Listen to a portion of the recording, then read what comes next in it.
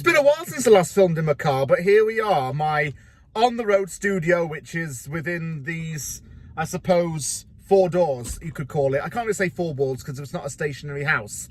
But that's not the point. The point is that West Ham needs to get at least a point, or ideally 3 points, against Manchester United. It's the second to last home game of the season, and time is running out. The season's gone so quickly, but in the terms of the survival race, I always say it, we need one more win.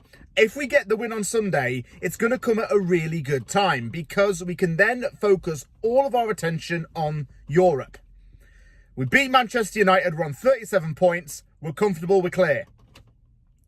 And things should look a lot better. The main problem for us is going to be that Vladimir Sofal might not feature in this because, well, he's injured again, isn't he?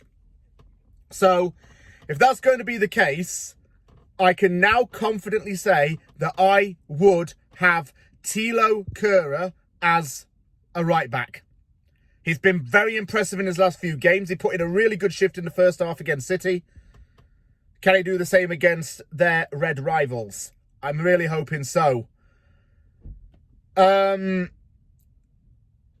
is the United side under Erik ten Hag that's got every reason to be quite proud of this season. It's won a trophy. It's getting back on track to where it needs to be. And it's slowly rebuilding itself back. United's had a lot of failed projects over the last couple of years, and especially since David Moyes was sacked 9 years ago. It's had to deal with different managers in that time.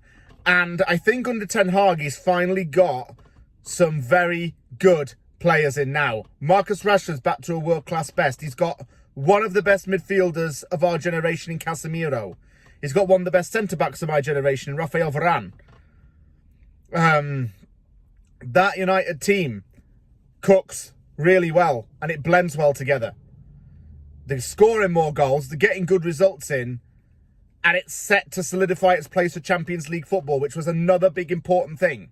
Europa League wasn't just enough. Champions League had to be the priority for Manchester United this season. It had to get that to that dizzy heights, if you could call it that. As for West Ham, we still have a lot of news on the injury front. I don't think Cornet is going to feature at the weekend. And the way he's now being treated is getting beyond the joke. The guy is definitely someone I would prefer over Danny Ings. And I would probably start Cornet even on the wing at sometimes. But no, David Moyes has alternative ideas. And I don't exactly know what they are, but they don't even make sense. What we need to do against United tomorrow is try and limit their attack and try and give ourselves enough composure to counter. Maybe not counter all the time, but we need to be able to free flow into their end. And then we might have a decent chance of getting a result, which we can do. I think if we get at least a point, it's a point gained extra towards safety, and it's a big confidence boost.